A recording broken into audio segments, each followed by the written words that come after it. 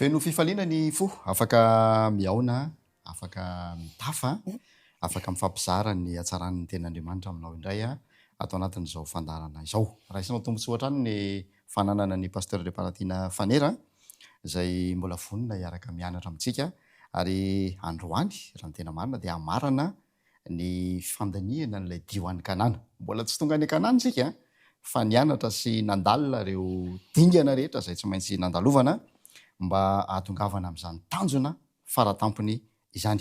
Miarabanao tonga soa indray ary pasteur. Miarabanao namana tonao ary faly tafaraka aminao amin'izao fandarana izao izay voalazanao teo hoe fizarana farany androany izay tanterantsika ny amin'ny dingana amin'ny dio an'ny Kanana. Araka ny voalazanao teo ihany koa hoe ny tanjona dia ny ho tonga an'ny Kanana. Atsika zany zao ankehitriny dia eo an-dalana mizotra ho any amin'izany Kanana izany. Dia mila fantatsika hoe inona no dingana izay ahatonga antsika any amin'ilay tany Kanana. Dingana farany androany amin'ny fiarah-mianatra fa mbola tsy tonga any amin'ilay tanjona akory isika. Tsara raha atao jeritodika ireo dingana efa nandalovana, tsy maintsy andalovana raha amonjy an'ity tany Kanana zao isika hoe tanjona faratampony ity pasteur. Zay indrindra no ataontsika zany amin'ity fizarana farany ity, fizarana fahafito moa zany izy ity, dia ny amerina sy anamafy ireo dingana hatrany amin'ny voalohany mihitsy. Ka arakaraka ny amerenantsika azy zany no ahitantsika sy ahafantarantsika hoe efa aiza ho aiza misy anao zany zao amin'ireo dingana ireo. Mbola any vao manomboka ve ianao sa efa somary efa lasa lavidavitra ve ianao sa dia hojerevantsika ara izy ireo. Eny ary ndao hanomboka mihitsy sika zany ny dingana voalohany izay nataon'ny Abrahama rehefa niala tany Babilona izy, tany amin'ny faritry Mesopotamia, ho any amin'ny tany Kanana. Zay ilay izy dia ndao vakitsika Genesisy 12:12. Genesisy 12:12. Genesisy 12:12 ka ny 1:1. Zao ny vaky ny teny: ary hoy Jehovah tamin'ny Abrahama, mandehana miala amin'ny taninao sy ny havanao ary ny tranon'irainao ankany amin'ny tany izay asehoko anao. Ny fihezanteny voalohany ao amin'io andininy io naminatinao dia le hoe ary hoy Jehovah tamin'ny Abrahama. Zany hoe nanino ny Jehovah? Niteny. Satsy ny antso aloha, niteny aloha Andriamanitra, niteny tamin'ny Abrahama Andriamanitra. Tsy mbola hidirantsika aloha hoe inona le teniny fa zay fotsiny aloha. Ary io no dingana voalohany, io no fanombohany. Dia le hoe niteny Andriamanitra. Dia nataon'ny Abrahama voalohany indrindra zany, nataony voalohany indrindra mialohan'ny hoe dia niainga izy, dia avy eo nitondra ny vadiny, nitondra olona sisa. Ny nataony voalohany niaino ilay tenin'Andriamanitra. Rehefa ny tenin'Andriamanitra dia niaino izy aloha. Zay zany ny fanombohan'ny dingana rehetrarehetra namanadinao. Dia ndao mafisitsika ary Lioka 12:17. Ao anara no ao randray ny lazain'i Jesosy. Lioka 12:17. Amintsika indray zany zao io satria tsika ihany koa zany zao dia eo an-dalana ho any amin'le Kanana lanitra. Jaona 12:10. Atsafady tompoko. Jaona 12:17. Jaona 12:10 ka ny 17. Dia zao ny vaky ny teny: ny ondriko mihaino ny feoko ary izaho mahalala azy ary izy manaraka. Amafisin'i Jesosy, Andriamanitra niteny tamin'ny Abrahama ary hoy Jehovah tamin'ny Abrahama. Niteny tamin'ny Abrahama Andriamanitra. Dingana voalohany nataon'ny Abrahama, niaino ny feon'Andriamanitra, niaino ny tenin'Andriamanitra. Dia eto indray Jesosy dia manamafy an'izay ihany koa. Ny ondriko Jesosy, ny ondriko ny ataony voalohany miaino ny feony. Ao anatin'izao tontolo misy antsika izao, ny zavatra voalohany izay ilayntsika zany raha izotra ho any amin'ny Kanana lanitra tsika, miaino ny feon'Andriamanitra. Zay ne namana tenao no zava-misy ankehitriny. miteny foana ny Andriamanitra ankehitriny mandraka ankehitriny mitena ny Andriamanitra mitena amin'ny olona fa ny olona tsy mihain'ny feon'Andriamanitra ny olona na ny zavatra misy any koa tsy hain'ny olona ny feon'Andriamanitra ao anatina toe-javatra maro samihafa feo isan-karazany feo maro be misy zavatra maro zay miteny any koa mandidina atsika zay mampita hafatra dia tsy henontsika ny feon'Andriamanitra ao anatin'izay somary zay le confusion Babylone ao anatin'izay korotana zay dia tsy henontsika ny feon'Andriamanitra zay miteny zay koa mety olana zay koa mety sakana azo atsika Elisy fa ny zavatra ilayntsika zany voalohany indrindra dia ny miaino ny feon'Andriamanitra ny ten'Andriamanitra ndao mafitsika amin'ny Isaia 30:1-2. Isaia 30:1-2. Fa na mivily ho amin'ny ankavanana ianao na mivily ho amin'ny ankavia ny sofinao dia andre teny eo ivonao manao hoe ity no lalana ka andehana zay lo sara fa mifandray am'le Genesis 12 mihitsy ary ho Jehova tamin'ny Abrahama niteny tamin'ny Abrahama Andriamanitra de avy eo niaino feon'Andriamanitra Abrahama zay niteny taminy de niteny am'izay Andriamanitra hoe mandehana miala mandehana nanoro lalana any Abrahama Andriamanitra hoe ity lalana tokony andehananao de zay ty Isaia ty fa na mivily amin'ny ankavanana ianao izy na mivily amin'ny ankavia ny sofinao de andre teny zay andre teny ao ivonao manao hoe ity lalana ka izory andehana zay zany izy namanatino zay ny dingana voalohany indrindra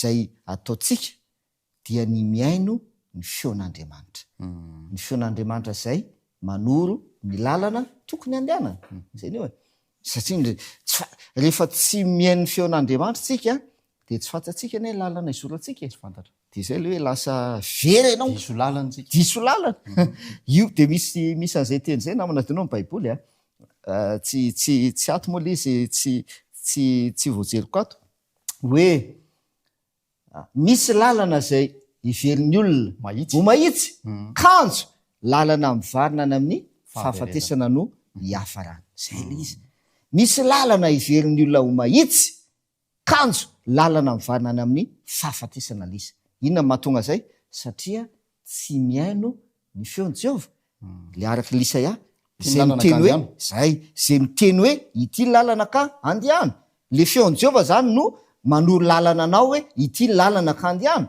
de rehefa tsy miaino an'le feon'i Jehova ianao de mivarina any amin'ny lalana tsisy zay fahafatesana no hiafarana ndao faranatsika amin'ny Hébreu 4:7 zay dingana fanomboana zay io mihitsy zany dingana manomboka azy voalohany indrindra Hébreu 4:7 no fakitsika Hébreu 4:7 zao ny vaky ny teny dia nametra andro anankiray indray izy na de efa ela toy izany aza nilaza ao amin'ny Davida hoe anio araka ny voalaza teo hoe anio raha iaino ny feony ianareo aza manamafy ny fonareo zay zany tompoko no dingana fanomboana indrindra tsy haiko hoe efa nandalovanao ve zany zao idingana io hoe anio raha mihaino ny feony ianareo feon'Andriamanitra io le miteny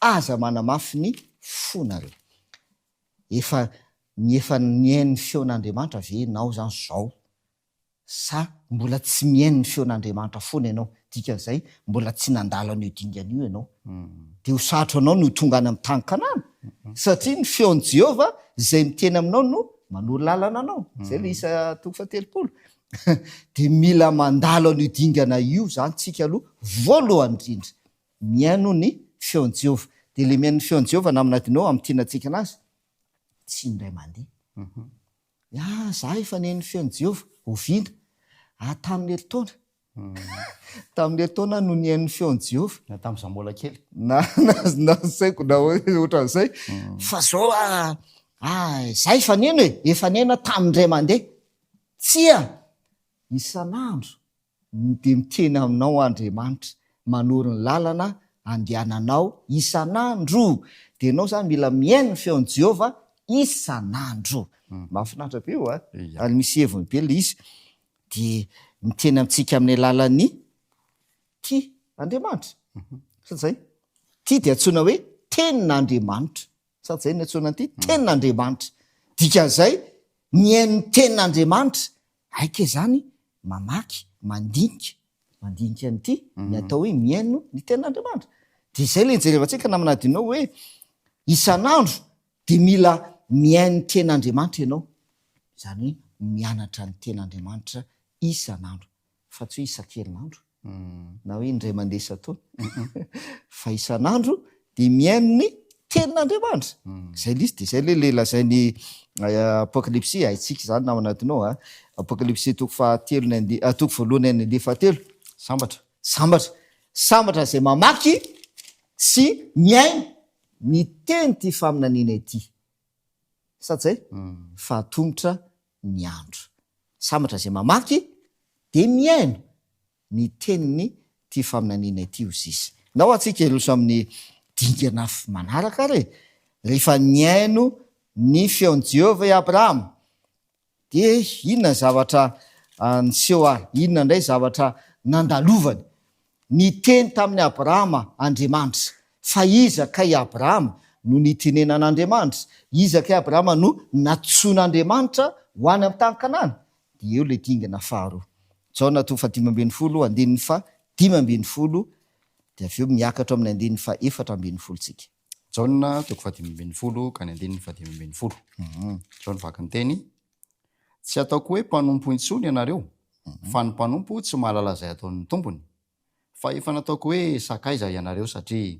zay rehetra reko tamin'ny raiko no nambarako taminareo atreo aloha inona zany le identité atsika aozy ny baiboly sakaiza Jesosy mihitsy no manome an'le identité tsy ataoko hoe mpanompo intsony ianareo fa efa nataoko hoe sakaiza ianareo zay zany ny identité atsika toko tovy amin'ny Abrahama efa hitantsika zay sakaizan'Andriamanitra zay ny dikany hoe Abrahama anarana hoe Abrahama ami de Dieu zay ny dikany sakaizan'Andriamanitra aike zany tsika any ko zany zay koa ny identité atsika ary zay mahatonga an'Andriamanitra ny teny tamin'ny Abrahama satria sakaizan'Andriamanitra izy de tsy tian'Andriamanitra ho tavela tao amin'io tanàna misy anazy io izy tao anatina fanompo-tsampy sy ny sisa fa natsoan'Andriamanitra hiala tao izy satria sakaizan'Andriamanitra izy de zay koa ny atsika ny identité atsika sakaizan Jesosy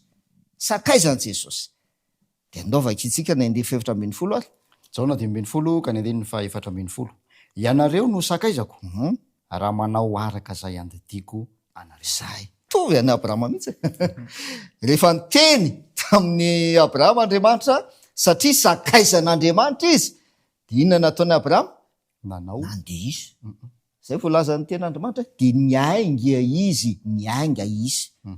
de zay namafisin'i Jesosy amitsika satria sakaizan'i Jesosy zay ny identité atsika efa nataoko hoe sakaizako ianareo Jesosy raha manao izay rehetra antidiko anareo fantanina kely pasteur mahavery an'le identité ve zany ny tsy manao zay andadin'ny Jehova tsy hoe mahavery an'le identité ahoana re zany ny lazantsika anazy fa tsy tanteraka eo am'le olona zany le identité le hoe sakaizan'i Jesosy satria raha maky toko sy andeny ray tsika ndao maky toko sy andeny ray tsika amalina vetivety an'izay fantanena zay Jaona 1:2 de vakitsika ny 4 Jaona 1:2 ka ny 4 de zao ny vaky ny teny izay manao hoe fantatro izy nefa tsy mitanona ny didiny de mpandainga ary ny marina tsy ao anatiny. zay manao hoe fantatro izy etran'izao le olona no milaza indray hoe zany hoe mahafantatra an'Andriamanitra zany hoe sakaizan'Andriamanitra zay manao hoe fantatro izy nefa tsy mitandrina ny didiny zay le tenenao teo tsy manaraka an'le tenen'Andriamanitra de osy izy ny baiboly mpandainga izy fiambona fotsiny hoe sakaizana zay marina tsy ao anatiny tsy marina zany le identité zay le hoe tsy tanteraka le identité anao tsy tanteraka le izy hoe sakaizan'Andriamanitra ianao ndao pitsika toko sy andininy ray makasika le identité namanadinao jaona voalohany toko fahatelo ny andininy voalohany jaona voalohany toko fahatelo ka ny andininy voalohany zao ny vaky ny teny endre manao ahoana ny fitiavana nasehon'ny ray ho antsika de ny antsoina antsika hoe zanak'Andriamanitra sady izany tokoa isika ko noho izany dia tsy mahalala antsika zao tontolo zao satria tsy mahalala azy izy zay antsoina hoe inona msy izy tsika Andriamanitra koa zay rehavana malala aza dino ny identité anao satria rehefa fantatrao ny identité anao de fantatrao ny tokony ataonao azy fantatrao ny lalana izoranao de fantatrao koa ny tanjona tratrarinao zay ny io fandray mihitsy io rehefa fantatrao ny identité anao izy akay za ay za sakaizan'i Jesosy fanahoana ny antsoina hoe sakaizan'i Jesosy raha manao arak'izay nandidiko anareo zy Jesosy de izy akay za ay za antsoina hoe zanak'Andriamanitra sady izany tokoa tena izany tokoa ve za ka raha zanak'Andriamanitra nisy toko sandiny efa vakitsika tam'izay raha zanak'Andriamanitra dia mpandovan'Andriamanitra sady prailova am' Jesosy Kristy aike zany za zanak'Andriamanitra ka raha zanak'Andriamanitra de aiza zany ny tanjoko le kanana ny tanjo azonao le izy zay le miankina amin'ny identité anao ny zavatra ataonao eto am'ty tante sy ny tanjona tianao tratrany zay le izy de zay zany tompo le dingana faharoa aza dino ny identité anao aza dino ary ao ka tena hipetraka tsara ny identité anao sakaizan'i Jesosy efa nataoko hoe sakaizako ianareo Jesosy ary antsoina hoe zanak'Andriamanitra isika miroso indray tsika rehefa natsoin'Andriamanitra i Abrahama satria sakaizan'Andriamanitra izy inona no tian'Andriamanitra ho ataony Abrahama inona ny tiany atao raha mivenitsika any am'le Genesis toko faharoa folo andiny voalohany de hoe mandehana miala sady zay mandehana miala amin'ny taninao sy ny tany sy ny havanao sy ny trano mirainao de andehana amin'ny tany zay aseokany miala misy zavatra ialana zany ilaozana zay zany le zavatra zay le ten'Andriamanitra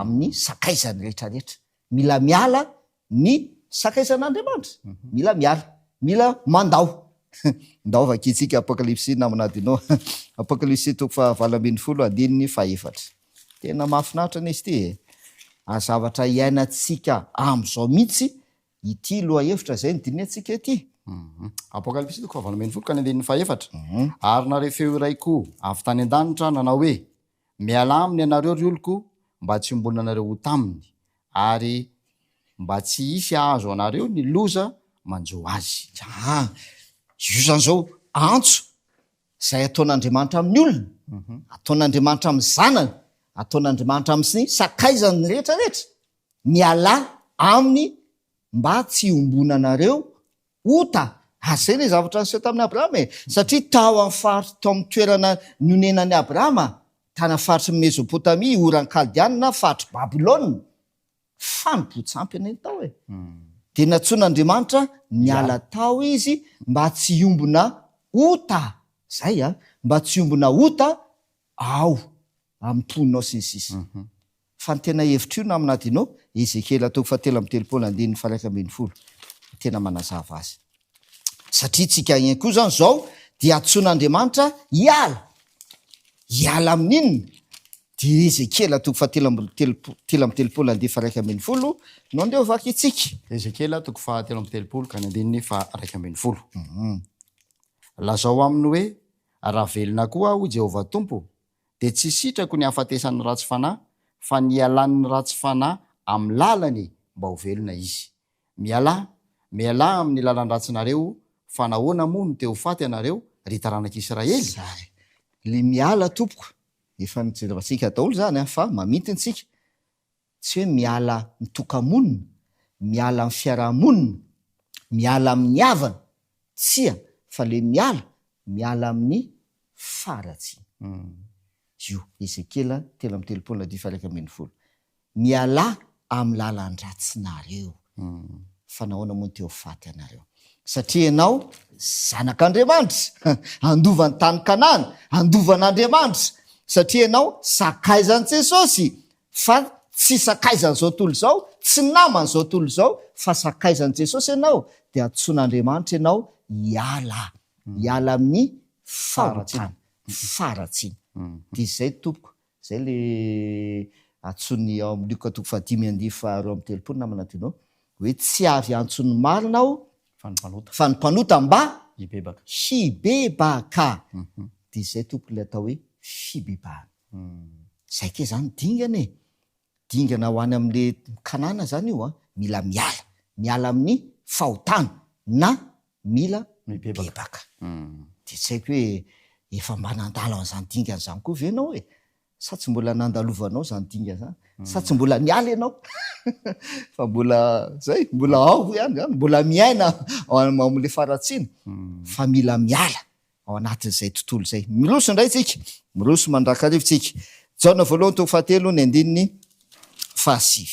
Jaona voalohany toko 7:7-7 andininy efa manavanana antsika satria zanak'Andriamanitra isika zay tsara fa mifandray daholo rehetrarehetra zay le identité zanak'Andriamanitra, sakaizan'i Jesosy, andovan'Andriamanitra dia mila miala amin'ny fahotana zay mila miala amin'ny fahotana. Dia ty Jaona voalohany toko 7:7 no manampy azay rehetrarehetra zay. Ao vakeo Jaona voalohany toko 7:7 manao hoe izay rehetra naterak'Andriamanitra no tsy manota. Hatreo aloha izay rehetra nanina hoe naterak'Andriamanitra, zanak'Andriamanitra ne dikan'izany naterak'Andriamanitra, izay rehetra zanak'Andriamanitra no tsy manota. Zay le identité hoe iza ka ianao, fantatra ao le identité anao dia miankina amin'izay zavatra ataonao. Dia ozy izy ny Baiboly eto izay rehetra zanak'Andriamanitra dia tsy manota izy. Ahoana nefa ny hatanteraka an'izay?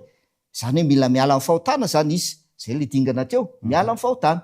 Dia ahoana ny hatanteraka azy? Dia toy izy arany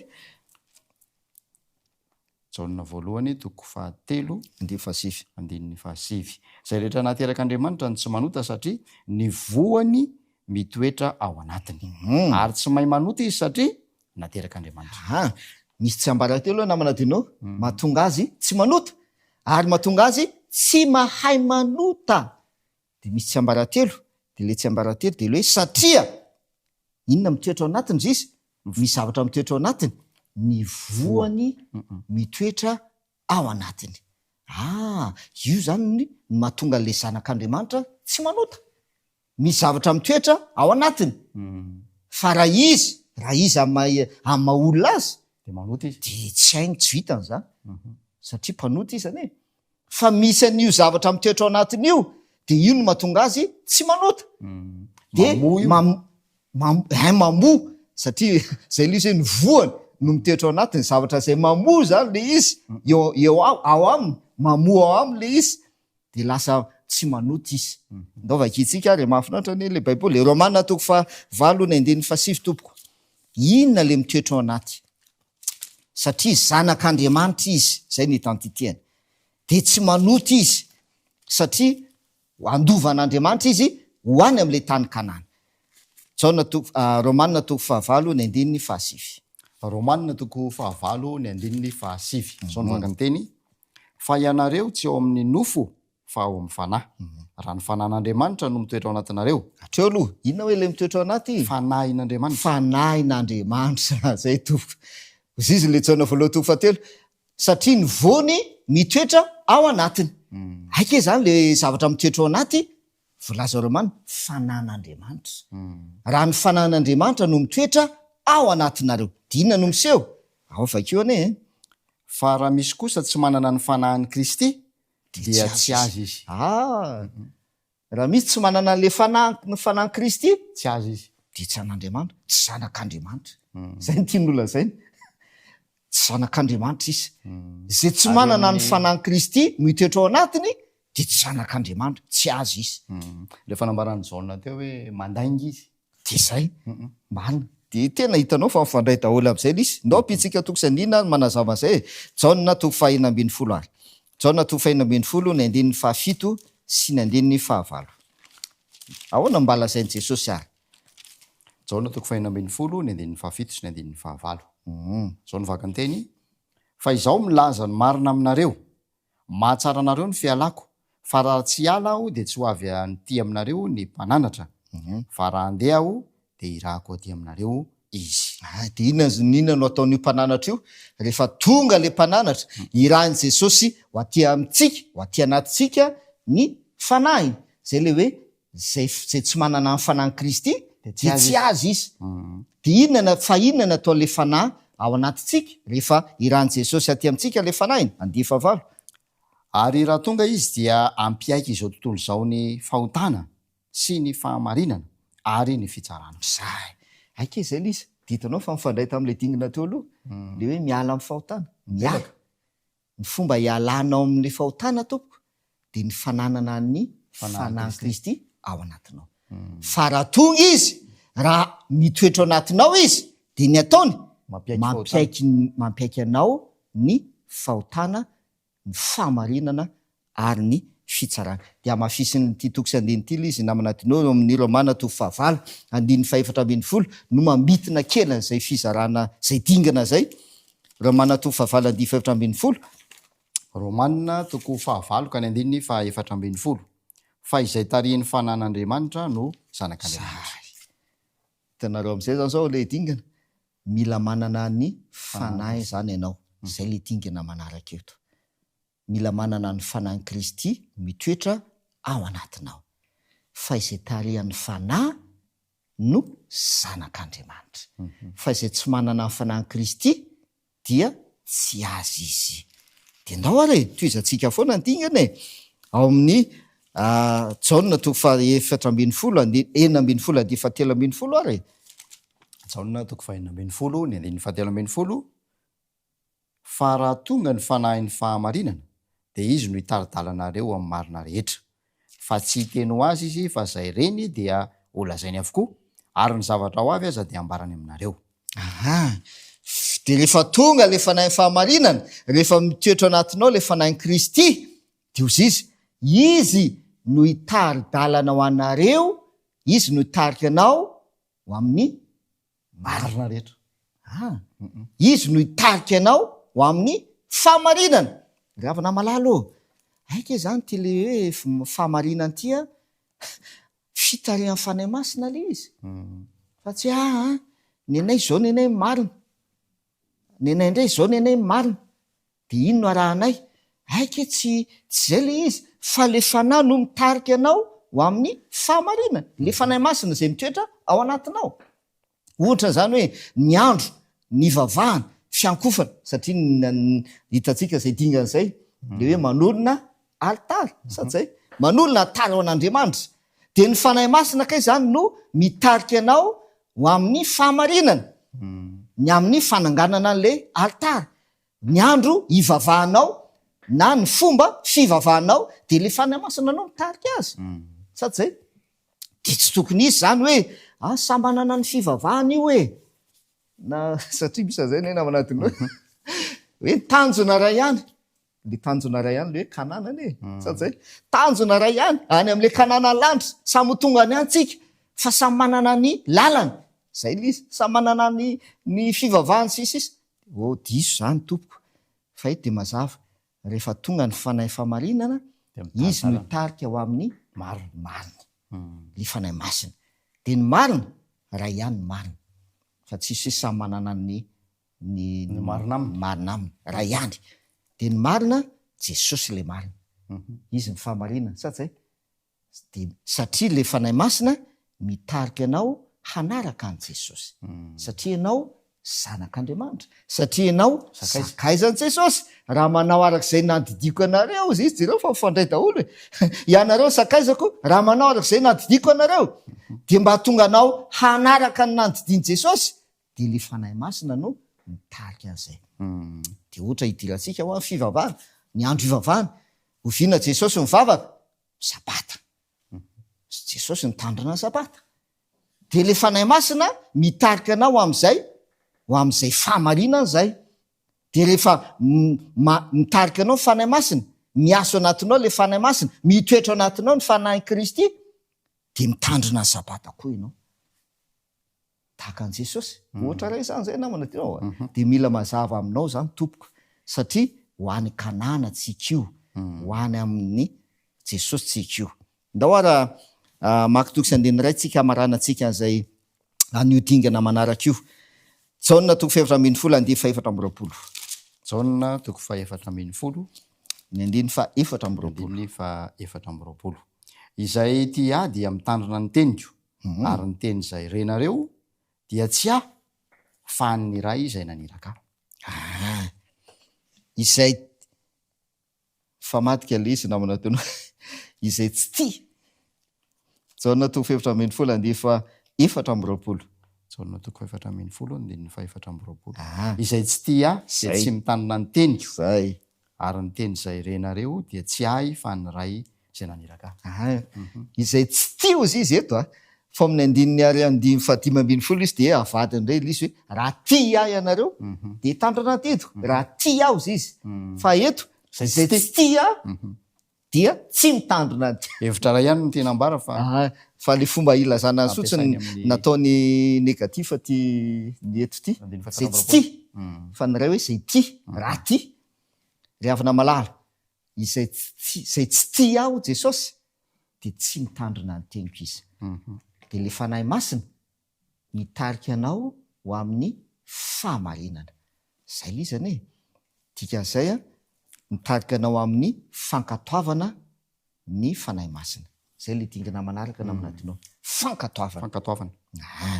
De mila miaina amin'izay fankatoavana zay ianao noho ny fitarehan'ny fanahy masina. Noho ny fitarehan'ny fanahy masina dia miaina amin'ny fiainam-pankatoavana. Ndao ty izantsika ary sady faraparanantsika le dingana sy ny famitianana ary. Jaona toko fadimy ambin'ny folo andiny fahafito ary. Jaona toko fadimy ambin'ny folo ny andininy fahafito. Zao ny vakany teny: raha miray amiko ianareo ka mitoetra ao anatinareo ny teniko, dia angatao zay tianareo na inona fa ho tonga aminareo zany. Io zany zay io ndray ny dingana manaraka. Tahaka nataony Abrahama foana jereo fitiantsika zany le zavatra miaina ny Abrahama. De miainga izy mitanjo ny zavatra aseho tamin'ny Abrahama mantsy rehefa nandalo an'ireo dingana rehetrareo izy de voalaza amin'le Genesis 3:12 de niainga izy ary tonga tany amin'ny tany Kanana, tonga tany izy. De zay koa no tanjosika io hoe ho tonga any amin'le Kanana lanitsika. De eto ndray nilazain'i Jesosy de zao: raha maninona amiko izy raha miray amiko. Raha miray amiko ianareo ka mitoetra ao anatinareo ny teniko. Zay zany toko firaisana amin'i Jesosy. Firaisana amin'i Jesosy. Ary io naminatinao le hitanao am'izay zany zao le Matthieu 7:20. Teny fikasana zay nataon'i Jesosy tamin'ny mpianany hoe indro izao momba anareo mandrakariva andefa 20. Indro izao momba anareo mandrakariva ambara-pahatonga ny fiafaran'izao tontolo zao. Zay tsara. Ao amin'ny dika teny imbona Baiboly dia misy de tena tsara be ny ilazana azy hoe ary indro izao miaraka aminareo isan'andro vaky. Zay le miray amin'i Jesosy. Isan'andro vaky miaraka aminareo ao izy Jesosy. Isan'andro vaky. Tsy fanandramanandray mandeha na isan-taona na isam-bolana fa isan'andro. De zay ty tenen'i Jesosy amin'ny Jaona toko fadimy ambin'ny folo ty: raha miray amiko ianareo ka mitoetra anatinareo ny teniko. Isan'andro vaky. Ndao fitiantsika amin'izay ary dingana fahafito farany zay hojerevantsika. Jaona toko faefatra ambin'ny folo andiny fa 12. Vakitsika eo amin'ny Baiboly DM izy io. Jaona toko faefatra ambin'ny folo ny andiny fa 12. Asa dino zany lefa nazavaintsika teo nanomboka tamin'le hoe miaino ny feon'Andriamanitra, miaino ny feon'i Jesosy, avy eo identité, satria sakaizan'Andriamanitra ianao, zanak'Andriamanitra ianao, dia miteny aminao Andriamanitra, dia ianao mila miaino ny feon'Andriamanitra. Avy eo miala, satria sakaisan'Andriamanitra ianao zanak'Andriamanitra de mila miala amin'ny fahotana mba tsy iombona fahotana am'izao tontolo zao zay le izy de mila miala amin'ny alalan'ny fibebahana. Ahoana fomba ialanao anatin'izay fahotana zay? Mila manana ny fanahy masina mitoetra ao anaty. Zay hoe voano izy. Zay ny voany mitoetra ao anatiny de tsy manoty izy ary tsy mahay manoty izy. Miaraka amin'izay rehefa manana ny fanahin'Andriamanitra ianao de mitarika anao ny fanahin'Andriamanitra amin'ny fahamarinana, mitarika anao amin'ny marina rehetra izy. De ny andrasana aminao rehefa mitarika anao ny fanahy masina fankatoavana. Manaiky tarihan'ny fanahy masina. Ka anana fifandraisana amin'ny Jesosy. Zay le Jaona 15. Anana fifandraisana raha maray amiko ianareo de mitoetra ao anatin'ireo ny teniko. Dia ndao jerevantsika amin'izay ty Jaona 14 diary. Jaona 5:20 ny andininy 12 amin'ny dikateny amboniny eto Madagasikara. Lazaiko marina de marina aminareo fa zay mino ahy de anao ny asa ataoko ihany koa ary anao asa lehibe noho izany aza izy satria makany amin'ray aho. Zay mino aho Jesosy dia hanao ny asa ataoko ihany koa. De efa nijerevantsika zay namana ry havana malalo hoe isika dia mino an Jesosy Kristy. Raha mamaky tsika zany zao namina tino amin'ny Galatiana 7:20 hoe inona moa mba ifandraisan'izany hoe zay mino aho Jesosy dia ny asa ataoko de anao ny asa ataoko ihany koa izy. Anao ny asa zay nataony Jesosy no ataony. Inona mba ifandraisan'izay amintsika sy am'le dingana? De Galatiana 7:20 no milaza azy. Galatiana 3:20 fa ianareo rehetra dia zanak'Andriamanitra amin'ny finoana any Kristy Jesosy. Mahafinaritra. Hitanao averina am'le identité. Ianareo rehetra de inona izy? Zanak'Andriamanitra. Amin'ny fomba ahoana? Amin'ny finoana. Amin'ny finoana an Jesosy Kristy. Amin'ny finoana an Kristy Jesosy. Zanak'Andriamanitra amin'ny finoana. De zay ne mahatonga ny Abrahama nantsona hoe ray ny mpino. De zay rehetra mino an'Andriamanitra, zay rehetra mino an Jesosy de antsona hoe zanak'Andriamanitra izy. Taranaky Abrahama. Zay le hoe taranaky Abrahama satria mino i Abrahama ray ny mpino. De raha zanak'Andriamanitra tsika amin'ny finoana an Jesosy de eo am'izay mipetraka le Jaona 14 izay mino aho Jesosy. Zany hoe le zanak'Andriamanitra rehetra, zay zanak'Andriamanitra rehetra de inona zavatra ataony? Ny asa ataoko. Ny asa ataoko no ataony. Hanao ny asa ataoko izy. Io zany ny dingana fahafito farany tompo. Satria ianao zanak'Andriamanitra mino an Jesosy de misy asa ataonao. Zay le izy namana tinao. Misy mission iraka zay ataonao. De ndao vahy ampitsika Jaona 4:34. Jaona 4:4-30. Vakitsika amin'ny Baiboly DM ihany. Jaona 4:4-30. Izao kosa no navalin'i Jesoa azy ireo. Ny sakafoko dia ny manao ny sitrapony ilay naniraka sy ny manatanteraka ny asa nampanaoviny ahy. Mahafinaritra. Jereo sara satria zanak'Andriamanitra tsika mino an Jesosy, zanaky Abrahama ihany koa, taranaky Abrahama zay ho tonga any amin'ny tany Kanana. Zay le izy. Satria taranaky Abrahama dia mandova an'le tany Kanana. De zay tsika zany zanak'Andriamanitra de andova ny Kanana lanitra. De manao ny asa zay nataony Jesosy. Teo izy le amin'ny Jaona 4:4-30. Izao kosa no navalin'i Jesosy azy ireo. Diem io ny sakafoko. Jesosy no tena ny sakafoko dia ny manao ny sitrapony ilay nanirakahy sy ny manatanteraka ny asa nampanaoviny ahy. Aika zany misy zavatra nampanaovin'Andriamanitra atsika. Fa tsy hoe za kristianina, za mino an Jesosy aka. Fa tsisy ninona ataonao. Aika zay le izy. Fa misy asa ampanaovin'Andriamanitra atsika.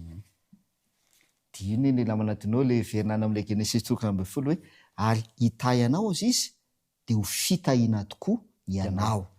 Ho fitahiana tokoa ianao. De inona nataony Abrahama? Nitondra olona izy hiaraka aminy hoany am'le kanana zay ny le asa ry havana malala ireo le asa ho fitahina ianao satria zanak'Andriamanitra ianao de ho fitahina tokoa ianao de nisy ehony zay fitahina zay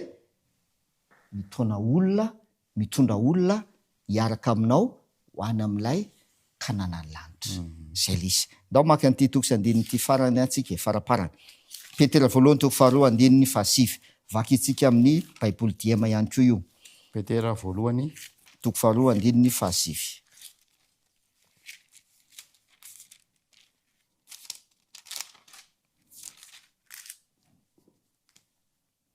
ao amin'ny baiboly dikatemy protestante izy zany mahazatra atsika moa zany de hoe fa ianareo kosa dia mametraka le identité izy aloha taranaka voafidy fanjakam-pisorona firenena masina zay zany le identité avy eo miaraka am'izay identité zay de ahoana olona nalain'Andriamanitra ho any tena zay le hoe efa nataoko sakay zay anareo zanak'Andriamanitra olona nalain'Andriamanitra amin'ny tenany mba eto am'izay mipetraka le mission mba ilazanareo ny atsara lay ny antso anareo hiala tamaizana ao amin'ny fahazavana mahagaga ao vakeo amin'ny diemary Petera voalohany toko faharoa ny andininy fahasivy dika teny ambolona eto Madagasikara fa ianareo kosa dia taranaka voafidy fanjakam-pisorona firenena masina vahoaka natao fananan'Andriamanitra mba hitory reo asa lehibe vitan'Andriamanitra zay niantso anareo hiala tamin'ny haizina ho amin'ny fahazavana mahagaga mahafinaritra le diema satria mazava tsara le mission de hoe vahoaka natao fananan'Andriamanitra mba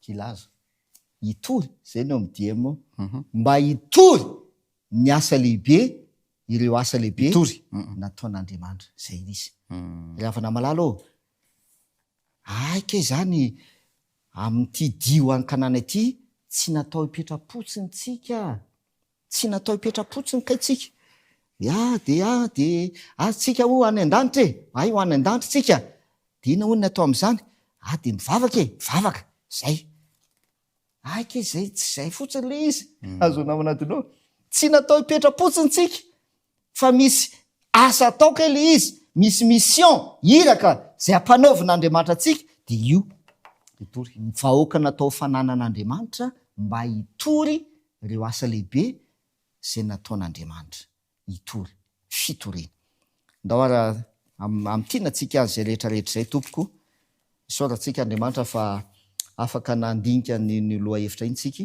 nandritra zay fizarana fito izay ny faniriko de mba ho tanteraka aminao reo dingana rehetra ireo ary ho tonga ny kanana ny lanitra ianao zay ny tena faniriko ho tonga ny amin'ny kanana ny lanitra tokoa isika araka ny teny fikasana zay ataon'i Jesosy hoe tiako mba ho any amiko mba ho tonga any amiko reo zay nomena ahy zay ny le vavaka nataon'i Jesosy tiako mba ho tonga any amiko reo zay nomena ahy ary mba ho tanteraka koa le teny fikasan'i Jesosy hoe ho avy indray aho handrainareo ho any amiko ka izay toerako no hitoeranareo koa zay ny tena fanaliana ry havana malala de ty toko sy andininy faranty tantara faharoa toko fafito andeha efatra ambin'ny folo no andeha am'tianatsika an'izay rehetrarehetra zay sy amaranantsika an'ity loha hevitra ity tantara faharoa toko fafito ka ny andininy fa efatra ambin'ny folo zao no vaky ny teny raha ny oloko zay nantsoina amin'ny anarako no avy anetry tena ka hivavaka sy hitadiny tavako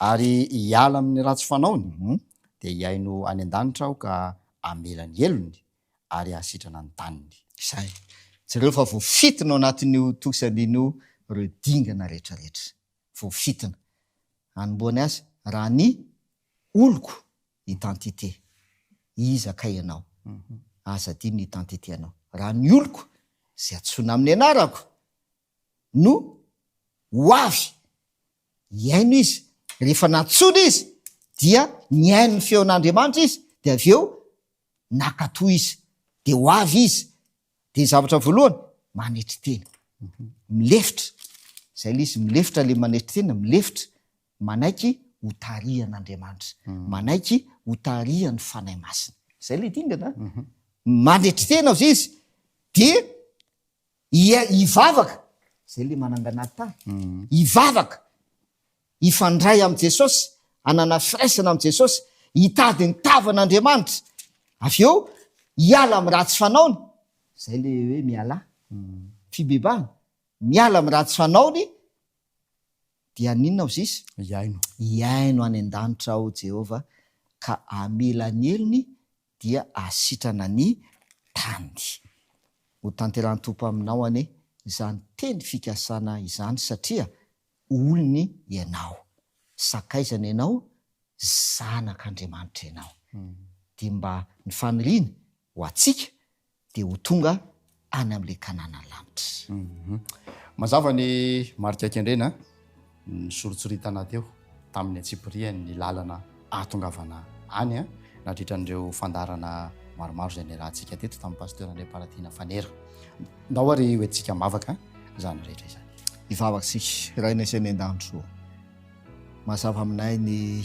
teninao mitenena mandrakariva tompo aza mangina eo amin'ny fiainanay ary izahay koa dia iaino mandrakariva ny feonao iaino ny teninao mitoera ty anatinay mandrakariva fanahy eo satria zay tsy manana ny fanahy Kristy ane dia tsy azy kanefa izahay dia zanak'Andriamanitra zay ny identitéanay zanak'Andriamanitra sakaizan'i Jesosy dia aoka hitoetra ty anatinay mandrakariva ianao fanahy masonao ka ho tanteraka eo amin'ny fiainanay tsirairay avy ireo dingana zay nampahafantarinao anay ka ny fanantenanay dia ho tonga any amin'le kanana lanitra amin'ny anaran'i Jesosy amen.